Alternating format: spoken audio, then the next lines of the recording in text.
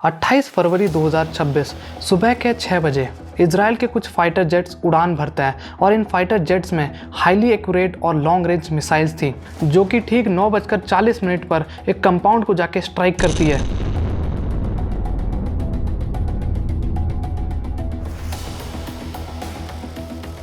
इस कंपाउंड में ईरान के टॉप गवर्नमेंट ऑफिशियल्स और अली खमैनी मौजूद थे और बॉम्ब गिरने की वजह से ये सारे लोग मारे जाते हैं including Ali Khamenei. Iran's supreme leader Ali Khamenei is dead. Iran's supreme leader, the 86-year-old Ayatollah Ali Khamenei, is dead. अब अली खमैनी के असैसिनेशन के बाद पिछले 2 महीने से जो मिडिल ईस्ट में वॉर चल रही है वो स्टार्ट हो जाती है।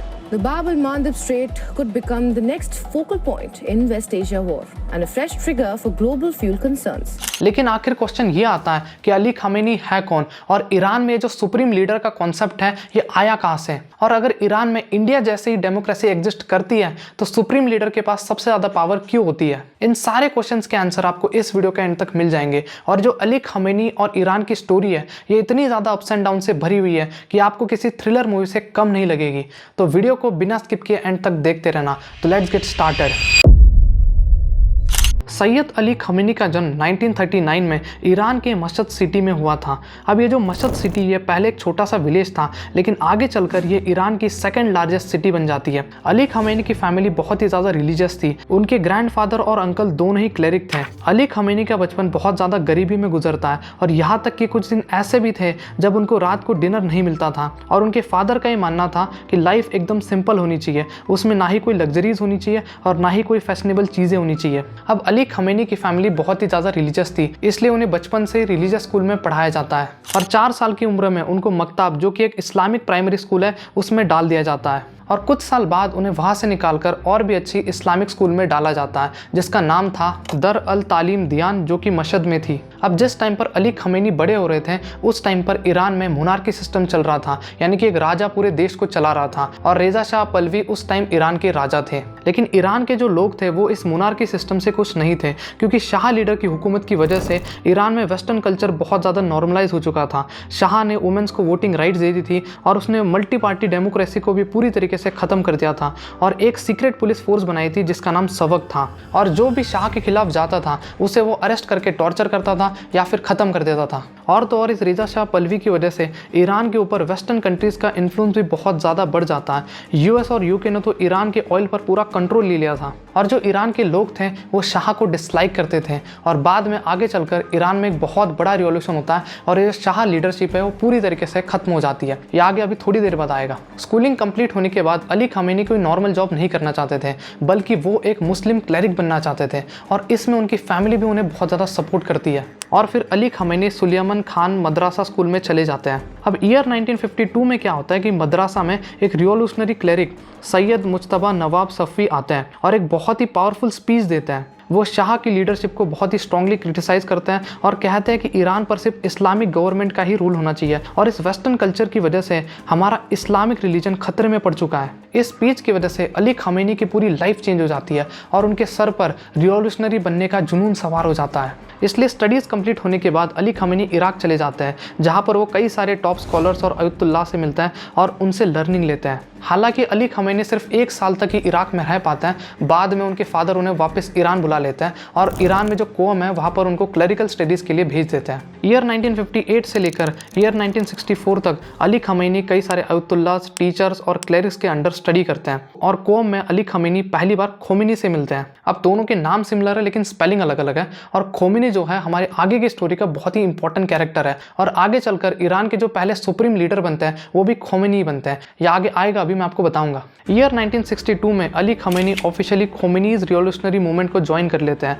इस मूवमेंट में प्लान ये था कि सब लोग अलग अलग जगह जाके स्पीचेस देंगे और ईरान के जो लोग हैं उन्हें इन्फ्लुएंस करेंगे ताकि शाह लीडरशिप को पूरी तरीके से खत्म किया जा सके और इस्लामिक गवर्नमेंट को इस्टेब्लिश किया जाए। अब सब लोग अलग अलग जगह जाते हैं, स्पीचेस देते हैं और लोगों को इन्फ्लुएंस करना शुरू कर देते हैं। अब खोमेनी क्या करते हैं, अली खमैनी को मशहद भेज देते हैं क्योंकि अली खमैनी मशहद के थे और वो वहाँ के लोगों को बेटर तरीके से इन्फ्लुएंस कर पाएंगे, इसलिए अली खमैनी मशहद चले जाते हैं। इस रिवॉल्यूशन में कई लोग जुड़ना शुरू हो जाते हैं और ये सारी चीज़ें देखकर रेजा शाह जो था वो परेशान हो जाता है और एक्शन लेना शुरू कर देता है। सबसे पहले सबक पुलिस के लोग अली खमैनी को अरेस्ट कर लेते हैं और उन्हें 10 दिन तक जेल में रखा जाता है। अली खमैनी को जेल में बहुत ज़्यादा टॉर्चर किया जाता है और उनसे हार्ड लेबर भी करवाया जाता है। लेकिन इतना दर्द सहने के बाद भी जब 10 दिन बाद वो जेल से बाहर निकलते हैं तो वो तुरंत ही खोमेनी के कई फॉलोअर्स से मिलते हैं और आगे की प्लानिंग एंड स्ट्रेटजी को डिस्कस करते हैं। लेकिन इस बार ये करना बहुत ज़्यादा मुश्किल था क्योंकि जो सबक पुलिस थी वो कॉन्स्टेंटली अली खमैनी पर नज़र रख रही थी और इसलिए अली खमैनी को जो भी करना था वो सबक पुलिस से छुप कर करना था। इसलिए अली खमैनी क्या करते हैं, सिटी टू सिटी ट्रैवल करके करंट गवर्नमेंट के खिलाफ स्पीचेस देते हैं। अली खमैनी करमन, जाहेदम और कई जगहों पर जाके रिवॉल्यूशनरी आइडियाज को स्प्रेड कर रहे थे। लेकिन अब होता क्या है कि एक बार स्पीच देते हुए सबक पुलिस उन्हें पकड़ लेती है और 2 महीने के लिए फिर से जेल में डाल देती है और इस बार उन्हें तेहरान की कजल काला प्रिजन में रखा जाता है जो कि शाह रूलर्स की one of the dangerous jail थी। इस बार उनको जेल में अकेला रखा जाता है और बार बार उनकी इंसल्ट की जाती है और फिजिकली टॉर्चर भी किया जाता है और उनको बार बार ये धमकाया जाता है कि तुम्हें किसी वक्त हम मार देंगे। लेकिन ऐसा कुछ होता नहीं है और 2 महीने बाद अली खमैनी को रिहा कर दिया जाता है और जैसे ही वो जेल से बाहर आते हैं तो तुरंत ही खोमेनी से मिलते हैं और आगे का प्लान डिस्कस करते हैं। लेकिन इसी बीच क्या होता है, जो अली खमैनी के फादर थे उनकी एक आंख का विजन लॉस्ट हो जाता है, मतलब वो एक आंख से अंधे हो जाते हैं। इसलिए अली खमैनी को कोम छोड़कर अपने घर मशहद वापस जाना पड़ता है अपने फादर का ध्यान रखने के लिए। कई महीने बीत जाते हैं और ये रिवॉल्यूशन चलता रहता है। फिर खोमेनी क्या करते हैं, एक प्लान बनाते हैं कि जो सबक पुलिस है वो सारे रिवॉल्यूशनरी पर नज़र रख रही है। इसलिए खोमेनी क्या करते हैं, कुछ लोगों का एक सीक्रेट ग्रुप बनाते हैं और ये सीक्रेट ग्रुप के लोग अलग अलग जगह जाके स्पीचेस देते थे और लोगों को इन्फ्लुएंस करते थे और ये सब कुछ जो होता था ये बहुत ही ज़्यादा सीक्रेटली होता था। लेकिन फिर क्या होता है कि इस सीक्रेट ग्रुप का एक मेंबर आयतुल्ला अजरी खुमी को सबक पुलिस अरेस्ट कर लेती है और उन्हें बहुत ज़्यादा टॉर्चर करती है, उन्हें मारती है, पीटती है। तो खुमी जो थे वो अपना मुंह खोल देते हैं और इस सीक्रेट मिशन के बारे में पुलिस को सब कुछ बता देते हैं। सबक पुलिस और कई लोगों को अरेस्ट करना शुरू कर देती है और इसलिए सारे जो ग्रुप के मेंबर थे वो हाइडिंग में चले जाते हैं, यानी कि कुछ लोग अंडरग्राउंड हो जाते हैं तो कुछ लोग कोई सीक्रेट लोकेशन पे जाके छिप जाते हैं। सबक पुलिस कंटिन्यूसली इन लोगों को ढूंढती रहती है और पूरा 1 साल बीत जाता है लेकिन पुलिस के हाथ कोई नहीं आता है, यानी कि पूरे 1 साल तक ये लोग छिपे हुए थे और पब्लिक में आते ही नहीं है। लेकिन फिर ईयर 1967 में अली खमैनी को तीसरी बार अरेस्ट कर लिया जाता है। उन्हें फिर से बहुत ज़्यादा टॉर्चर किया जाता है लेकिन वो इस रिवॉल्यूशन के बारे में कोई भी इन्फॉर्मेशन पुलिस को नहीं देते हैं और जब पुलिस को कुछ पता नहीं चलता तो फिर से अली खमैनी को छोड़ दिया जाता है। लेकिन अब जहाँ भी अली खमैनी स्पीचेस देते थे वहाँ पर सबक पुलिस आके उन स्पीचेस को बंद कर देती थी और ये एक बहुत बड़ी प्रॉब्लम हो गई थी क्योंकि जब तक अली खमैनी स्पीचेस नहीं देंगे तब तक रिवॉल्यूशनरी आइडिया स्प्रेड नहीं होंगे और लोग ज़्यादा इन्फ्लुएंस नहीं हो पाएंगे। और इसलिए अली खमैनी क्या करते हैं, स्पीचेस देना बंद कर देते हैं और बुक्स और आर्टिकल्स लिखना शुरू कर देते हैं और वो अब अपनी आइडियाज़ को बुक्स और आर्टिकल्स के थ्रू स्प्रेड कर रहे थे। ईयर 1971 में शाह रूलर्स का एक बहुत बड़ा ग्रैंड सेलिब्रेशन होता है लेकिन इस सेलिब्रेशन के बीच में ही वहाँ पर एक बॉम्ब ब्लास्ट हो जाता है जिसमें कई सारे रॉयल्स मारे जाते हैं और इस बॉम्ब ब्लास्ट का जो इल्ज़ाम था वो अली खमैनी पर लगा दिया जाता है और फिर एक बार पुलिस अली खमैनी को अरेस्ट कर लेती है। उनका इंट्रोगेशन होता है और उनको बहुत ज़्यादा टॉर्चर किया जाता है लेकिन जब पुलिस को कुछ पता नहीं चलता तो फिर से उन्हें छोड़ दिया जाता है। अब आप में से बहुत से लोग सोच रहे होंगे कि पुलिस बार बार अली खमैनी को अरेस्ट करती है, फिर टॉर्चर करती है एंड देन कुछ जब पता नहीं चलता है तब उनको छोड़ देती है। तो आखिर ये जो खेल खेला जा रहा था ये आखिर चल ही क्यों रहा था?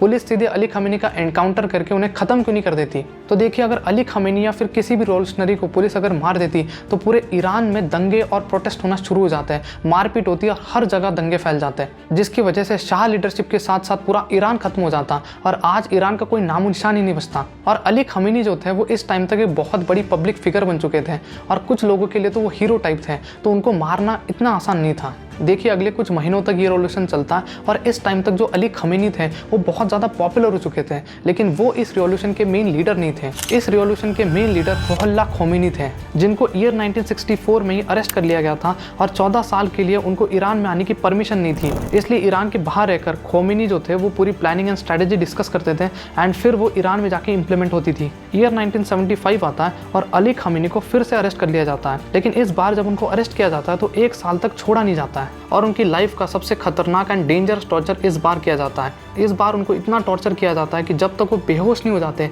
तब तक उनको मारा गया था और जब वो फिर से होश में आ जाते तो फिर से उनको पीटा जाता है जब तक वो फिर से बेहोश नहीं हो जाते। उनके रिलीजन की इंसल्ट की जाती थी और उन्हें सबके सामने लाया जाता था और गाल पे चाटे मारे जाते थे। अब यूएस और शाह लीडर जो थे उनके कनेक्शन कई सालों से बहुत ही अच्छे थे अब जिस टाइम पर अली खामेनी जेल में थे उस टाइम पर क्या होता है कि यूएस में जिम्मी कार्टर नए प्रेसिडेंट बनते हैं और वो ह्यूमन राइट्स को बहुत ज़्यादा मानते थे। तो जिम्मी कार्टर रेजा शाह पहलवी को प्रेशराइज करते हैं कि उन्हें प्रिजनर्स के ऊपर इतनी ब्रूटैलिटी नहीं करनी चाहिए और ईरान के जो लोग हैं उन्हें और ज़्यादा राइट्स देनी चाहिए। तो रेजा शाह जिम्मी कार्टर के कहने पर अली खामेनी और बाकी प्रिजनर्स को छोड़ देते हैं और यहीं से ईरान की पूरी कहानी बदल जाती है। अब अली खामेनी जेल से बाहर थे, इसलिए रेजा शाह जो थे बहुत ज़्यादा परेशान हो जाता है, क्योंकि जितनी देर अली खामेनी जेल से बाहर रहेंगे उतना ही और ज़्यादा लोगों को इन्फ्लुएंस करेंगे। इसलिए ईयर 1977 में अली खामेनी को एग्जाइल कर दिया जाता है, यानी कि उनको ईरान के बाहर भेज दिया जाता है और वापस ईरान में आने की परमिशन नहीं दी जाती है। पहले खोमेनी को ईरान में आने की परमिशन नहीं थी और अब अली खामेनी को भी ईरान में आने की परमिशन नहीं दी जाती है, यानी कि इस रेवोल्यूशन के दो सबसे मेन लीडर ईरान के बाहर थे। तो अली खामेनी क्या करते हैं कि वो इराक चले जाते हैं और वहाँ पर मुजल्दीन और शाही एंड सुन्नी ग्रुप के साथ कनेक्शन बनाना शुरू कर देते हैं और अपनी आइडियाज़ को वहाँ पे जाके स्प्रेड करते हैं। और फिर खोमेनी और अली खामेनी ईयर 1978 में एक प्लान बनाते हैं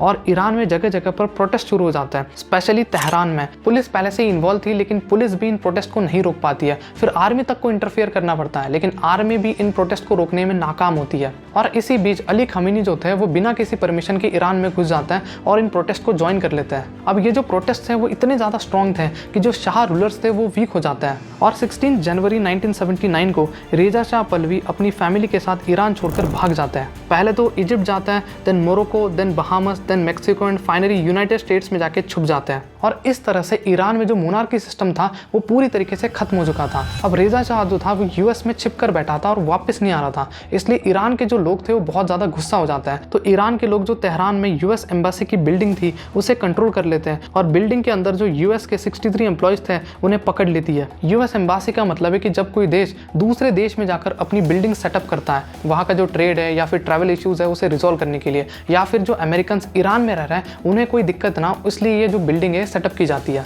अब ईरान की डिमांड इतनी सी थी कि हमें रेजा शाह को वापस दे दो, हम तुम्हारे जो यूएस के एम्प्लॉयज़ हैं उन्हें छोड़ देंगे। लेकिन यूएस जो है वो इस शर्त को नहीं मानता है और अगले 444 डेज तक ईरान उन एम्प्लॉयज़ को अपने कंट्रोल में रखता है। अब जो रेजा शाह था वो डर कर पनामा जाता है, देन इजिप्ट जाता है और 27 जुलाई 1980 को रेजा शाह की डेथ हो जाती है और बाद में ईरान में ऑफिशियली पता चल जाता है। फरवरी 1979 को रुहुल्लाह खोमेनी ईरान में वापस आ जाते हैं।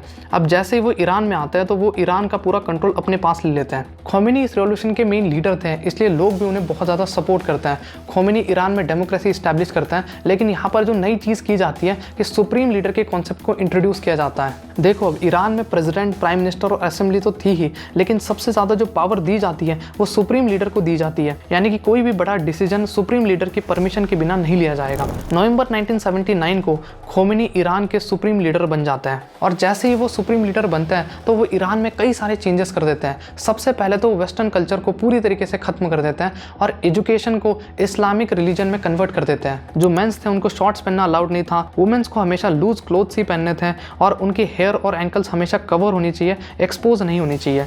वुमेन जो थी उनको बाइसाइकिल चलाना अलाउड नहीं था और वो पब्लिक में मेंस के साथ फ्रीली इंटरेक्ट भी नहीं कर सकती थी। Public dating and dancing allowed नहीं थी और pop music, American and European films को पूरी तरीके से बैन कर दिया गया था। अब अली खामेनी जो थे वो खोमेनी के बहुत ज़्यादा पास थे, इसलिए खोमेनी क्या करते हैं कि ईरान में इलेक्शन करवाते हैं और अली खामेनी को ईरान का प्रेसिडेंट बना देते हैं। अली खामेनी को 95% वोट मिलते हैं और वो ईरान के प्रेसिडेंट बन जाते हैं। अब देखो ईरान में मोनार्की सिस्टम पूरी तरीके से खत्म हो चुका था और नई डेमोक्रेसी इस्टेब्लिश हो गई थी और जब भी किसी देश में इतना बड़ा चेंज हो जाता है तो वो कंट्री कहीं ना कहीं थोड़ी सी अनस्टेबल हो जाती है और इसी चीज़ का फ़ायदा इराक के सद्दाम हुसैन उठा लेते हैं और ईयर 1980 में वो ईरान पे अटैक कर देते हैं।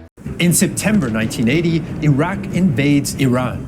Iraqi leader Saddam Hussein is convinced that now is the time to strike, since Iran is still shaken by its Islamic revolution, and he expects victory within weeks.